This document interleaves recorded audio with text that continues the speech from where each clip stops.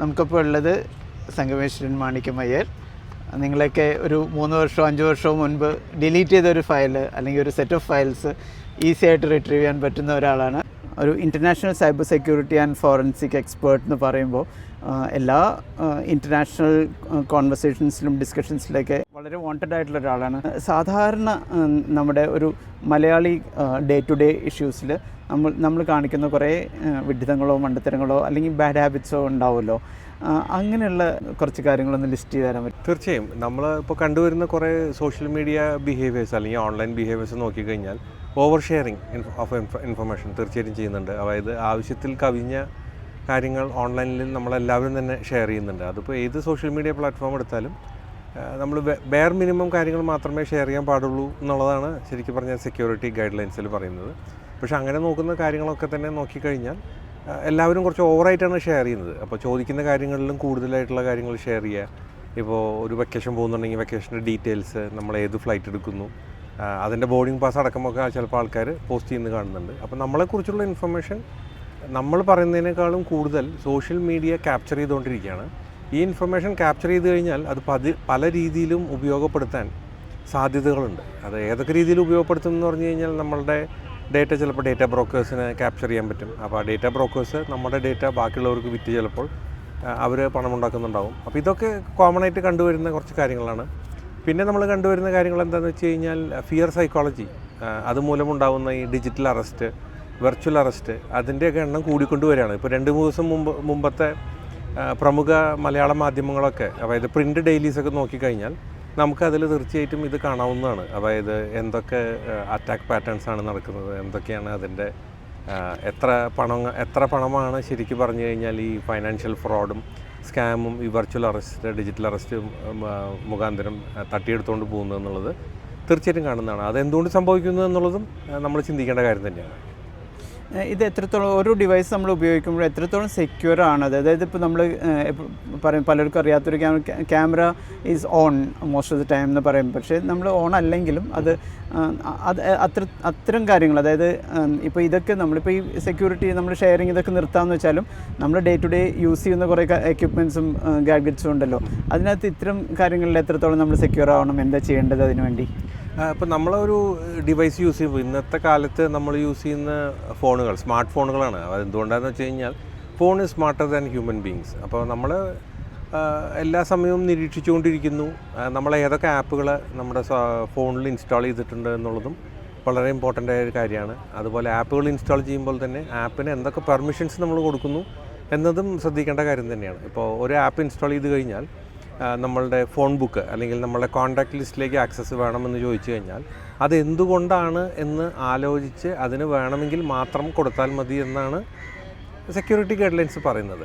പക്ഷേ അത് ഫുള്ളായിട്ട് ആക്സസ് കൊടുക്കുന്നുണ്ട്. അത് കൊടുത്തില്ല എന്നുണ്ടെങ്കിൽ ആപ്പ് വർക്കാവുന്നില്ല എന്നുള്ളൊരു പ്രശ്നമുള്ളത് കൊണ്ട് ആൾക്കാർ എന്ത് ചെയ്യുന്നു, ഫുള്ള് ഫോണിൻ്റെ കോൺടാക്റ്റ് ലിസ്റ്റ് അല്ലെങ്കിൽ നമ്മുടെ ഫോൺ ബുക്കിലുള്ള ലിസ്റ്റിലുള്ള എല്ലാ ആക്സസും കൊടുത്തു കഴിഞ്ഞ ശേഷം നമ്മുടെ ഫോണിലുള്ള നമ്മളുടെ കോൺടാക്റ്റ്, നമ്മുടെ സുഹൃത്തുക്കളുടെ വിവരങ്ങൾ കൂടി നമ്മിലൂടെ ചോർത്തപ്പെടുന്നു എന്ന് നമ്മൾ തീർച്ചയായിട്ടും ശ്രദ്ധിക്കേണ്ട ഒരു കാര്യം തന്നെയാണ്. നമ്മളിപ്പോൾ ഒരു ലീഗൽ ഇഷ്യൂസൊക്കെ വരുന്ന സമയത്താണ് നമ്മളിതിനെക്കുറിച്ച് കൂടുതൽ ബോധവാന്മാരാവുക. അവിടെ തന്നെ ഒരു ലിമിറ്റേഷൻ എന്താണെന്ന് വെച്ചിട്ടുണ്ടെങ്കിൽ ഇതിനെക്കുറിച്ച് നമ്മൾക്കെല്ലാം ഡിജിറ്റൽ എവിഡൻസസ് ഒക്കെ അല്ലെങ്കിൽ ഡിജിറ്റലി റെക്കോർഡഡ് ആയിട്ടുള്ള സാധനം, ഇപ്പോൾ നമ്മൾ ഇൻട്രൊഡക്ഷനിൽ പറഞ്ഞ പോലെ 3 വർഷം 5 വർഷം മുമ്പുള്ള കാര്യങ്ങൾ അവിടെ ഉണ്ട് എന്ന് പറയാം. പക്ഷേ അതിനെക്കുറിച്ച് അന്വേഷിച്ചാലാണല്ലോ, അല്ലെങ്കിൽ അന്വേഷിക്കുന്ന ഉദ്യോഗസ്ഥർക്കോ അതോറിറ്റിക്കോ അതിനുള്ളൊരു താല്പര്യം കൂടി വേണം, എന്നാലാണല്ലോ. അപ്പോൾ അതിനുവേണ്ടി ഇപ്പോൾ ഒരു common man gets into a trouble, so what can he do? ഇപ്പോൾ കോമൺ മാനിന് ഇപ്പോൾ ഇങ്ങനൊരു ട്രബിളിൽ പെട്ട് കഴിഞ്ഞാൽ അതിൻ്റെ ഒറിജിനൽ ഫോർമാറ്റിലുള്ള ഡിജിറ്റൽ ഫയൽസാണ് ഇന്ന കോർട്ട് ഓഫ് ലോ അക്സെപ്റ്റ് ചെയ്യുന്നത്. അല്ലെങ്കിൽ അതിന് പ്രൈമറി എവിഡൻസ് എന്ന് പറയും. ഇപ്പോൾ പ്രൈമറി എവിഡൻസ് കൊടുക്കാൻ പറ്റിയില്ല എന്നുണ്ടെങ്കിൽ സെക്കൻഡറി എവിഡൻസസും അക്സെപ്റ്റ് ചെയ്യാൻ ഓരോ കോടതികളുടെയും ഡിസ്ക്രിപ്ഷൻ അനുസരിച്ചാണ് അത് അക്സെപ്റ്റ് ചെയ്യണോ വേണ്ടോ എന്നുള്ളത്. അതിനൊക്കെ ഫോറൻസിക് സയൻസ് ലാബിൻ്റെ ഒരു സർട്ടിഫിക്കറ്റ് ഉണ്ട്, IT ആക്ടിൻ്റെ അനുബന്ധമായിട്ടുള്ള ഒരു സർട്ടിഫിക്കറ്റ് ഉണ്ട്. അപ്പോൾ ആ സർട്ടിഫിക്കറ്റ് കൊടുത്തു കഴിഞ്ഞാൽ അത് അക്സെപ്റ്റ് ചെയ്യപ്പെടാനുള്ള സാധ്യതകളുണ്ട്. പക്ഷേ ഇപ്പം നമ്മളിപ്പോൾ 2 പേര് തമ്മിൽ ചാറ്റ് ചെയ്യണം, ആ ചാറ്റ് പ്രശ്നമാവാണ് ഫ്യൂച്ചറിൽ നമ്മളൊരു ഡിജിറ്റൽ എവിഡൻസ് ആയിട്ട് സബ്മിറ്റ് ചെയ്യുമ്പോൾ അതൊക്കെ എഡിറ്റ് ചെയ്തെടുത്ത് അതല്ലെങ്കിൽ അതിൻ്റെ സ്ക്രീൻഷോട്ടൊക്കെ എടുത്ത് ഒരു ഡോക്യുമെൻറ്റ് ഫോർമാറ്റിൽ കൊടുത്തു കഴിഞ്ഞാൽ ചിലപ്പോൾ കോടതിയിൽ അക്സെപ്റ്റ് ചെയ്തോളണമെന്ന് നമുക്ക് പറയാൻ പറ്റില്ല. So that is under description. അപ്പോൾ അതിൻ്റെ ഒറിജിനൽ ഫോർമാറ്റിലാണ് എല്ലാ ലോഗുകളും അല്ലെങ്കിൽ എല്ലാ ചാറ്റുകളും ഡിജിറ്റൽ എവിഡൻസസൊക്കെ തീർച്ചയായിട്ടും ചെയ്യേണ്ടത്.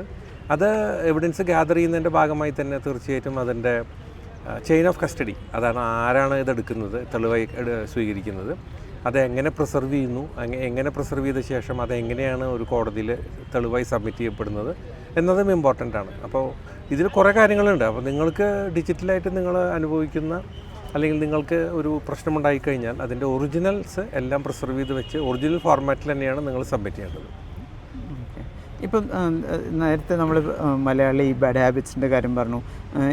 ആക്ച്വലി ഇത് എല്ലാം ഇവോൾവ് ആയിക്കൊണ്ടിരിക്കുന്ന സ്റ്റിൽ ലൈക്ക് സൈബർ സെക്യൂരിറ്റി ലോസും ഫോറൻസിക് എക്സ്പ്ലോറേഷനും ഒക്കെ ഇവോൾവ് ആയിക്കൊണ്ടിരിക്കുന്നതാണ്. അപ്പോൾ ഇപ്പോൾ കാനഡയിലും നോർത്ത് അമേരിക്കയിലും ഒക്കെ വർക്ക് ചെയ്തു അല്ലെങ്കിൽ അത് അവർക്കുള്ള സർവീസസ് കൊടുക്കുന്ന ഒരാൾ എന്നുള്ള നിലയ്ക്ക് അവരെത്രത്തോളം നമ്മളിൽ നിന്ന് മുമ്പിലാണ്, അല്ലെങ്കിൽ അവരെങ്ങനെയാണ് അതിനെ ആ കാര്യങ്ങൾ പെട്ടെന്ന് സ്റ്റഡി ചെയ്ത് അത് ആ പ്രാക്ടീസ് കൊണ്ടുവരുന്നത്? അവയർനെസ് തീർച്ചയായിട്ടും ഇതിൻ്റെ ഒരു ഭാഗം തന്നെയാണ്. അതായത് ത്രെറ്റുകൾ സ്പ്രെഡ് ചെയ്യുന്നത് തടയാനും, ഇപ്പോൾ സ്കാംസ് അല്ലെങ്കിൽ ഫ്രോഡ് കോൾസ് വരുന്നത് തടയാനും, ഒരു പരിധിവരെ കൺട്രോൾ ചെയ്യാനും ലോ എൻഫോഴ്സ്മെൻറ്റിന് സഹായിക്കുന്നത് അവയർനെസ് കൊടുക്കലാണ്. പബ്ലിക്കിന് കൊടുക്കുന്ന അവയർനെസ്സാണ് ഏറ്റവും വലിയ ഫസ്റ്റ് ലെവൽ ഓഫ് ഡിഫെൻസ് എന്ന് പറയുന്നത്. എന്താ പ്രശ്നം എന്ന് വെച്ച് കഴിഞ്ഞാൽ, ഈ അവയർനെസ് കൊടുത്തില്ല എന്നുണ്ടെങ്കിൽ എല്ലാവരും ചെറിയ ചെറിയ കാര്യങ്ങളോട് റിപ്പോർട്ട് ചെയ്യാൻ തുടങ്ങിക്കഴിഞ്ഞാൽ റിപ്പോർട്ട് ചെയ്യപ്പെടുന്ന കേസുകളുടെ എണ്ണം കൂടിക്കഴിഞ്ഞാൽ അതിനനുസരിച്ചുള്ള ഒരു മാൻ പവർ എല്ലാ രാജ്യത്തെ ലോ എൻഫോഴ്സ്മെൻറ്റ് ഏജൻസീസിനും ഉണ്ടായിക്കൊള്ളണമെന്ന് പറയാൻ പറ്റില്ല. അപ്പോൾ അങ്ങനെ അത് പോലീസിങ്ങിൻ്റെ ബേസിക് ഫണ്ടമെൻ്റൽ പ്രിൻസിപ്പിൾസാണ്. അതായത് പോപ്പുലേഷൻ്റെ എത്ര പെർസെൻ്റ് ആയിരിക്കും മാക്സിമം പോലീസിങ് ഫോഴ്സിനുള്ള ഒരു സ്ട്രെങ്ത് ഉണ്ടായിരിക്കുക എന്നുള്ളത്. അപ്പോൾ അതിൽ തന്നെ സൈബർ എന്ന് പറയുന്നത് അതിൻ്റെ ഒരു സബ്സെക്ഷൻ ആയിരിക്കും. അപ്പോൾ അവയർനെസ് കൊടുക്കുന്നത് ഒരു വലിയ ഇമ്പോർട്ടൻ്റ് ആണ്. പിന്നെ പോപ്പുലേഷൻ്റെ സൈസും, അതായത് എത്ര വലിയ പോപ്പുലേഷനാണ് ഒരു രാജ്യത്തുള്ളത് എന്നുള്ളതും അതിൻ്റെ ഇമ്പോർട്ടൻ്റ് ആണ്. അപ്പോൾ ആൾക്കാരുടെ എണ്ണം കൂടുന്നതനുസരിച്ച് അവർക്കുള്ള അവയർനെസ് നമുക്ക് പ്രോപ്പറായിട്ട് എത്തിക്കാൻ പറ്റിയില്ല എന്നുണ്ടെങ്കിൽ പലരും ഈ തട്ടിപ്പുകളുടെ ലോകത്ത് വീണു പോകാനുള്ള സാധ്യതകൾ കൂടുതലാണ്. ഇപ്പോൾ ഇന്ന് ഒരു 2-3 ദിവസം മുമ്പ് നമ്മൾ ന്യൂസ് നോക്കിക്കഴിഞ്ഞാൽ ലോ എൻഫോഴ്സ്മെൻറ്റ് ഏജൻസീസ്, അതായത് പോലീസിനോടനുബന്ധിച്ചുള്ള ഓർഗനൈസേഷൻസും പബ്ലിക്കിന് അവയർനെസ് കൊടുക്കുന്നുണ്ട്. അതായത് വെർച്വൽ അറസ്റ്റ് അല്ലെങ്കിൽ വീഡിയോ കോളിലൂടെയുള്ള അറസ്റ്റ് എന്നൊരു കോൺസെപ്റ്റ് ഇല്ല, നിങ്ങളാരും പേടിക്കരുത്, നിങ്ങളാരും വഞ്ചിക്കപ്പെടരുത് എന്നൊക്കെ പറഞ്ഞാലും നല്ല എഡ്യൂക്കേറ്റഡായ പലരും ചെന്ന് ഇങ്ങനത്തെ തട്ടിപ്പുകളിൽ ചെന്ന് വീഴുന്നുണ്ട്. അതുകൊണ്ടാണ് ഞാൻ നേരത്തെ പറഞ്ഞത്, ഫിയർ സൈക്കോളജി അല്ലെങ്കിൽ ലെവൽ ഓഫ് അതോറിറ്റി ബേസ്ഡ് ത്രെറ്റുകളും സ്കാമുകളും ഫ്രോഡ് സ്കീംസും തീർച്ചയായിട്ടും എന്നും ഉണ്ടായിട്ടുണ്ട്, ഇനിയും ഉണ്ടായിക്കൊണ്ടിരിക്കും. പക്ഷേ അതിൽ ദയവ് ചെയ്ത് വീണു പോകാതിരിക്കുക. ലൈക്ക് ഒരു എന്തൊരു ക്രൈം, ഇപ്പോൾ നമ്മൾ ക്രൈം റിലേറ്റഡ് ഇൻവെസ്റ്റിഗേഷൻ സിനിമകളൊക്കെ കാണുമ്പോൾ അതിൽ പറയും ഒരു എവിഡൻസ് എവിടെയെങ്കിലും ഈ അറിയാതെ ഒളിഞ്ഞു കിടക്കുന്നുണ്ടാവും. അത്തരം കാര്യങ്ങൾ ഇപ്പോൾ any of the cases that you had gone through interesting ആയിട്ടുള്ള അല്ലെങ്കിൽ ഒരു സൂപ്പർ നാച്ചുറൽ ഫോഴ്സിൻ്റെ ഒരു പ്രസൻസ് അങ്ങനെ എന്തെങ്കിലും തോന്നിയിട്ടുള്ളൊരു ഇൻസിഡൻറ്റ് എന്തെങ്കിലും ഉണ്ടായിട്ടുണ്ടോ? ഡീറ്റെയിൽസിലേക്ക് ഞാൻ പോകുന്നില്ല. പക്ഷേ ഡിജിറ്റലായിട്ട് നമ്മൾ എന്ത് ചെയ്താലും it will still always leave a trace just waiting to be found. അത് ആര് കണ്ടുപിടിക്കുന്നു അല്ലെങ്കിൽ എന്ത് ടൂളുകൾ യൂസ് ചെയ്യുന്നു കണ്ടുപിടിക്കാൻ എന്നുള്ളതാണ് ഇമ്പോർട്ടൻസ്. അപ്പോൾ ഇന്നത്തെ കാലത്ത് നോക്കിക്കഴിഞ്ഞാൽ ലോകത്തുള്ള എല്ലാ ലോ എൻഫോഴ്സ്മെൻറ്റ് ഏജൻസിൻ്റെ അടുത്തും അഡ്വാൻസ്ഡ് ആയിട്ടുള്ള സോഫ്റ്റ്വെയർ ടൂൾസും മെക്കാനിസംസും ഫോറൻസിക് അനാലിസിസ് ഓപ്ഷൻസും അവൈലബിൾ ആണ്. അപ്പോൾ അവർക്ക് തീർച്ചയായിട്ടും അത് കണ്ടുപിടിക്കാം. നമ്മൾ പല കേസുകളിലും, ഞാൻ അതിൻ്റെ ഡീറ്റെയിൽസിലേക്ക് എന്തുകൊണ്ട് പോകുന്നില്ല എന്ന് വെച്ച് കഴിഞ്ഞാൽ ചിലതൊക്കെ ഓൺഗോയിങ് ഇൻവെസ്റ്റിഗേഷൻസ് ആണ്. അപ്പോൾ ഇതൊക്കെ തീർച്ചയായിട്ടും കണ്ടുപിടിക്കാനുള്ള ഓപ്ഷൻസ് ഉണ്ട്. അത് കണ്ടുപിടിക്കുന്നുണ്ടോ എന്നുള്ളതിനുള്ള ഉത്തരം ഞാനിപ്പോൾ പറയുന്നില്ല. നമ്മൾ മുൻപ് സംസാരിച്ചപ്പോൾ ഡിസ്കസ് ചെയ്തൊരു വിഷയമാണ്, അതായത് കാലം പഴകും തോറും എവിഡൻസിൻ്റെ തീവ്രത കുറയാനും അല്ലെങ്കിൽ എവിഡൻസ് നഷ്ടപ്പെടാനും ഒക്കെയുള്ള സാധ്യതകൾ ഉണ്ടെന്നുള്ളത് കൊണ്ട് പലപ്പോഴും കേസ് നീണ്ടുപോകുന്നതിനും പലരും നീട്ടിക്കൊണ്ടുപോകുന്നൊരു പ്രവണതയും കൂടി ഉണ്ട്. അഡ്വക്കേറ്റ്സ് തമ്മിലുള്ള ഒരു അണ്ടർസ്റ്റാൻഡിങ്ങിൽ എങ്ങനെയാണ് ഇത്തരം ലൈക്ക് സൈബർ സെക്യൂരിറ്റി വിഷയങ്ങൾ വരുമ്പോൾ വർഷങ്ങൾ പോയാലും ഇത് നഷ്ടപ്പെടാനോ അല്ലെങ്കിൽ എവിഡൻസിൻ്റെ തീവ്രത കുറയാനോ ഉള്ള സാധ്യത ഉണ്ടോ? ഡിജിറ്റൽ എവിഡൻസിൻ്റെ ഏറ്റവും വലിയ പ്രശ്നം അത് വോളറ്റൈലാണ്. അപ്പോൾ അതിൻ്റെ ലൈഫ് സ്പാൻ പ്രിസർവ് ചെയ്തില്ല എന്നുണ്ടെങ്കിൽ പെട്ടെന്ന് ലൈഫ് സ്പാൻ നഷ്ടപ്പെട്ടു പോകാനുള്ള സാധ്യത കൂടുതലാണ്. അതുകൊണ്ടാണ് ഞാൻ നേരത്തെ ചർച്ചയുടെ ഭാഗമായി തന്നെ ഡിസ്കഷൻ്റെ ഭാഗമായി തന്നെ പറഞ്ഞത്, അതായത് ഡിജിറ്റൽ എവിഡൻസിൻ്റെ collection and preservation of digital evidence with due care and due diligence is always important. അതെന്താണെന്ന് വെച്ച് കഴിഞ്ഞാൽ ചെയിൻ ഓഫ് കസ്റ്റഡി ഫോളോ ചെയ്തില്ല എന്നുണ്ടെങ്കിൽ എവിഡൻസ് ടാമ്പർ ചെയ്യപ്പെടാനുള്ള സാധ്യത കൂടുതലാണ്.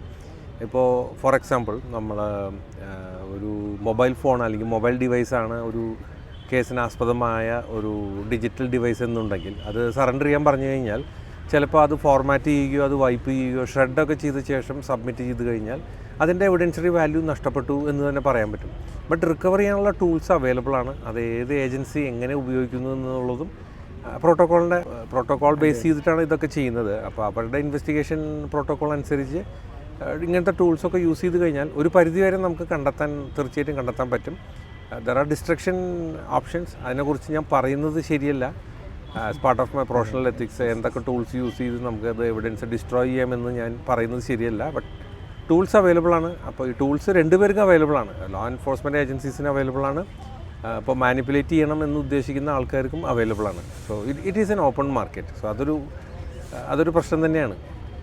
നേരത്തെ നമ്മൾ അവയർനെസ്സിൻ്റെ കാര്യം പറഞ്ഞപ്പോൾ അങ്ങുമായിട്ടുള്ളൊരു കോൺവെർസേഷനിൽ പരിമിതമായിട്ടുള്ള കാര്യങ്ങൾ നമുക്ക് റിവീൽ ചെയ്യാൻ പറ്റും. ലൈക്ക് ഇതല്ലാതെ വേറെ എന്താ ഒരു ഓപ്ഷൻ ലൈക്ക് ഓഫ് കോഴ്സ് നമുക്ക് എ ഐയുടെ അടുത്തേക്ക് ചോദിക്കാം. But the reliability of the information received through A I is not guaranteed. അപ്പോൾ വേറെ എന്താ നമുക്ക്, അതായത് ഒരാളൊരു ഇത്തരം ഇൻഫർമേഷൻ കിട്ടണം. So what is the other way to look at it? So A based tools use ചെയ്തില്ല എന്നുണ്ടെങ്കിൽ നിങ്ങൾ എങ്ങനത്തെ സെർച്ച് എഞ്ചിൻ യൂസ് ചെയ്യുന്നു എന്നുള്ളതും ഇമ്പോർട്ടൻ്റ് ആണ്. അതായത് നമ്മളെ ട്രാക്ക് ചെയ്യപ്പെടാത്തതും ട്രേസ് ചെയ്യപ്പെടാത്തതുമായ കുറേ സെർച്ച് എഞ്ചിൻസ് ഉണ്ട്. ഇപ്പോൾ ഡക്ക് ഗോ എന്ന് പറയുന്നത് നമ്മളെ ട്രാക്ക് ചെയ്യാത്തൊരു സെർച്ച് എഞ്ചിനാണ്. ഇപ്പോൾ ഗൂഗിളൊക്കെ നമ്മൾ യൂസ് ചെയ്ത് കഴിഞ്ഞാൽ അവരുടെ അനലിറ്റിക്സിൻ്റെ സർവീസിൻ്റെ ഭാഗമായിട്ട് നമ്മളെ ചിലപ്പോൾ ട്രാക്ക് ചെയ്യുന്നുണ്ടാവും. നമ്മുടെ സെർച്ച് ഡീറ്റെയിൽസൊക്കെ ചിലപ്പോൾ ട്രാക്ക് ചെയ്യുന്നുണ്ടാവും. അങ്ങനെയാണ് അവർ ഇൻഡെക്സ് ചെയ്ത് നമ്മൾ സെർച്ച് ചെയ്ത് കഴിഞ്ഞാൽ ഒരു ടോപ്പ് 10 ലിസ്റ്റൊക്കെ നമ്മൾക്ക് റിസൾട്ട്സിൽ വരുന്നത്. അതിൻ്റെ മെയിനായിട്ടുള്ള റീസൺ അങ്ങനെയാണ്. അപ്പോൾ ഇപ്പോൾ ഡക്ക് ഗോ പോലെയുള്ള ഒരു സെർച്ച് എഞ്ചിൻ യൂസ് ചെയ്ത് കഴിഞ്ഞാൽ അത് ട്രാക്കബിൾ ആയിട്ടുള്ള ഇൻഫർമേഷനാണ് നമ്മൾ യൂസ് ചെയ്യുന്നത്. പിന്നെ എ ഐ ബേസ്ഡ് ടൂൾസും ഒരു പരിധിവരെ ആക്യുറേറ്റ് ആയിട്ടുള്ള ഇൻഫർമേഷനാണ് അതിൻ്റെ ബാക്കിൻ്റെ ഡിസൈൻ മോഡൽസിലൊക്കെ യൂസ് ചെയ്യുന്നത്. അപ്പോൾ അത് നമുക്കൊരു പരിധിവരെ ഉണ്ടെന്ന് പറയാം. പിന്നെ ഫേക്ക് ന്യൂസ് അങ്ങനത്തെ സെർച്ച് സൈറ്റ്സ് ഇപ്പോൾ C2PA എന്നൊക്കെ പറഞ്ഞിട്ട് ഒരു കോയലീഷനൊക്കെ ഇപ്പോൾ ഇവോൾവ് ആയിട്ടുണ്ട് കഴിഞ്ഞ കുറച്ച് കാലമായിട്ട്. ഇപ്പോൾ ഒരു ന്യൂസ് വന്നു കഴിഞ്ഞാൽ അത് ന്യൂസ് ഫേക്ക് ന്യൂസ് ആണോ എന്നറിയാൻ വേണ്ടിയിട്ട് ജേർണലിസ്റ്റുകൾ യൂസ് ചെയ്യുന്ന ഒരു സ്പെസിഫിക് കൺസോർഷ്യമാണ് C2PA എന്ന് പറയുന്നത്. അപ്പോൾ അതിൻ്റെ ഡീറ്റെയിൽസ് ഞാൻ 2 ദിവസം കഴിഞ്ഞിട്ട് ഞാൻ ജേർണലിസ്റ്റുകൾക്ക് വേണ്ടി ഒരു പ്രോഗ്രാം ചെയ്യുന്നുണ്ട്. അതിൽ ഞാൻ അതിൻ്റെ ഡീറ്റെയിൽസ് പറയുന്നതാണ്. Okay, very good. അത് പറയുമ്പോഴാണ് അങ്ങ് എത്ര സമയമുണ്ട് നാട്ടിൽ? ഇനിയും ഇത്തരം ലൈക്ക് മറ്റുള്ള ചാനൽസും ഒരുപക്ഷെ maybe they are also looking for an opportunity to interact with you. So അങ്ങനെ ടൈം സ്ലോട്ട്സ് അവൈലബിൾ ആണോ? ഞാൻ വെള്ളിയാഴ്ച വരെ സ്ഥലത്തുണ്ട്. അപ്പോൾ 20-ാം തീയതി വെള്ളിയാഴ്ച ഫെബ്രുവരി 20 വരെ ഞാൻ തൃശ്ശൂരുണ്ടാവും. അപ്പോൾ എന്നെ കോൺടാക്റ്റ് ചെയ്യണമെന്നുള്ളവർക്ക് കോൺടാക്റ്റ് ചെയ്യാവുന്നതാണ്. ലിമിറ്റഡ് അവൈലബിലിറ്റി ഉള്ളൂ, കാരണം കലണ്ടർ ഫുള്ളാണ്. പക്ഷേ ടോപ്പിക്കിൻ്റെ ഇതും അർജൻസിയും അനുസരിച്ച് നമുക്ക് തീർച്ചയായിട്ടും അക്കോമഡേറ്റ് ചെയ്യാൻ ഓപ്ഷൻ ഉണ്ടെങ്കിൽ തീർച്ചയായിട്ടും ചെയ്യാം. ഇപ്പോൾ ചില ദിവസങ്ങളിലൊക്കെ ഞാൻ കാലത്തെ 7:30-ക്കൊക്കെയാണ് ഇൻ്റർവ്യൂ കൊടുക്കുന്നത്. അപ്പോൾ ടൈം നമ്മൾ അറേഞ്ച് ചെയ്യും, അല്ലെങ്കിൽ അഡ്ജസ്റ്റ് ചെയ്യും. I will make it happen. Very good. To the new generation especially art aesthetics ആയിട്ടുള്ള കാര്യങ്ങളിൽ പലപ്പോഴും ഈ ഒരു സ്വീപ്പിംഗ് ചേഞ്ചസ് വന്നുകൊണ്ടിരിക്കുകയാണ് എ ഐയിൽ. So in short, what would be your career advice for people who are 10th, 11th, 12th അല്ലെങ്കിൽ even graduation under graduate ചെയ്തിട്ടുള്ള കുട്ടികൾക്ക് എന്താണ് ഒരു കരിയർ ഗൈഡൻസ് കൊടുക്കുന്നത്? കരിയർ ഗൈഡൻസിൽ നിങ്ങൾ ശ്രദ്ധിക്കേണ്ടത് എന്താ വെച്ച് കഴിഞ്ഞാൽ, നിങ്ങൾ ഏത് പാത്ത് തിരഞ്ഞെടുത്താലും അതിന് പല ലെവൽസ് ഉണ്ട്. നിങ്ങളുടെ ഫൗണ്ടേഷൻ ബിൽഡിംഗ് ബ്ലോക്സ്, അതായത് ഫൗണ്ടേഷൻ സ്ട്രോങ് ആയി കഴിഞ്ഞാൽ നിങ്ങൾക്ക് അഡ്വാൻസ് സ്കിൽസ് അതിൻ്റെ ലെയർ ചെയ്ത് നിങ്ങൾക്ക് ബിൽഡ് ചെയ്ത് നിങ്ങൾക്കൊരു കരിയർ ഡെവലപ്പ് ചെയ്തെടുക്കാവുന്നതാണ്. അപ്പോൾ go to the basics, have a strong foundation. If you have a rock solid foundation, then you can build really strong career out of that. അതാണ് എനിക്ക് കൊടുക്കാനുള്ള ഏറ്റവും ബേസിക് ആയിട്ടുള്ള ഒരു മെസ്സേജ്. എന്താ വെച്ച് കഴിഞ്ഞാൽ, നിങ്ങൾ പഠിക്കുന്ന ഏരിയയിൽ ഫൗണ്ടേഷൻസ് സ്ട്രോങ് ആക്കി കഴിഞ്ഞാൽ നിങ്ങൾക്ക് ബാക്കി സ്കിൽസ് ആഡ് ഓൺ സ്കിൽസാണ്. അതായത് ഇപ്പോൾ നമ്മൾ ഡ്രൈവ് ചെയ്യാൻ പഠിച്ച ശേഷമാണ് നമ്മൾ ചിലപ്പോൾ ഒരു വീലിൽ ഓടിക്കാൻ പഠിക്കുക, 2 വീലർ. അപ്പോൾ അതിനുള്ളൊരു എക്സാമ്പിളാണ് ഞാൻ പറയുന്നത്. ബേസിക് സ്കില്ല് ബാലൻസിങ് വേണം. അപ്പോൾ ബാലൻസിങ് ഇല്ലാതെ ഞാൻ ഓടിക്കാൻ തുടങ്ങുമ്പോൾ തന്നെ ഞാൻ ഒരു വീലിലേ ഓടിക്കുള്ളൂ എന്ന് പറഞ്ഞു കഴിഞ്ഞാൽ അത് പ്രശ്നമാണ്. അപ്പോൾ അതുകൊണ്ടാണ് പറഞ്ഞത്, ഒരു എക്സാമ്പിളായിട്ട് പറഞ്ഞത്, have strong foundations, then build, then on top of that add soft skills on top of that. നല്ല കമ്മ്യൂണിക്കേഷൻ സ്കിൽസ്, റൈറ്റിംഗ് സ്കിൽസ്, അതൊക്കെ ഡെവലപ്പ് ചെയ്യുക. കാരണം interpersonal skills is really important to succeed in a professional world. Teaming, അതായത് ഒരു ടീമിൽ work ചെയ്യാനുള്ള skill സെറ്റ്സും നിങ്ങൾ develop ചെയ്തെടുക്കേണ്ടതാണ്. ഇതൊക്കെയാണ് എനിക്ക് പറയാവുന്നൊരു അഡ്വൈസ് അല്ലെങ്കിൽ ഒരു message. Anyway since you have touched on career thing, one last thing, ഇപ്പോൾ ഒരു മൈഗ്രേഷൻ അറ്റ് ഇറ്റ്സ് പീക്ക് എന്ന് പറയാവുന്ന രീതിയിൽ കേരളത്തിലെ അത് നല്ലതായിട്ടും മോശമായിട്ടും പറയുന്ന ഇതുണ്ട്. You are a early migrant എന്ന് പറയാവുന്ന രീതിയിൽ. അപ്പോൾ so what would be your advice to new generation kids? Migration is going to be difficult because നമ്മൾ ഇന്നത്തെ കാലത്തെ ഒരു ഇൻ്റർനാഷണൽ സീനൊക്കെ നോക്കിക്കഴിഞ്ഞാൽ പല രാജ്യങ്ങളും മൈഗ്രേഷൻ പോളിസീസ് ടൈറ്റൻ ചെയ്തുകൊണ്ട് വരികയാണ്. അപ്പോൾ ഒരു 2 കൊല്ലം മുമ്പോ 3 കൊല്ലം മുമ്പോ ഒക്കെ മൈഗ്രേറ്റ് ചെയ്യാനുണ്ടായിരുന്ന ചാൻസോ ഇന്ന് മൈഗ്രേറ്റ് ചെയ്യാനുള്ള ചാൻസോ ആയിരിക്കില്ല ചിലപ്പോൾ അടുത്ത 2 കൊല്ലത്തിനുള്ളിലോ 3 കൊല്ലത്തിനുള്ളോ 5 കൊല്ലത്തിനുള്ളോ ഒക്കെ ഉള്ളത്. അപ്പോൾ അത് തീർച്ചയായിട്ടും ശ്രദ്ധിക്കുക. പിന്നെ മൈഗ്രേറ്റ് ചെയ്ത് കഴിഞ്ഞാലും ഏത് രാജ്യത്ത് പോയാലും ബേസിക് അഡ്വൈസ് എന്താണെന്ന് വെച്ച് കഴിഞ്ഞാൽ ആ രാജ്യത്തെ നിയമവ്യവസ്ഥകളനുസരിച്ചും അവിടുത്തെ ചട്ടക്കൂടുകളനുസരിച്ചും ജീവിക്കാൻ ശ്രമിക്കുക, പ്രശ്നങ്ങളൊന്നും ഉണ്ടാക്കാതിരിക്കുക. Okay, especially cyber related issues, especially cyber related ഇഷ്യൂസിൽ. Thank you so much. Thank you so much. നമസ്കാരം.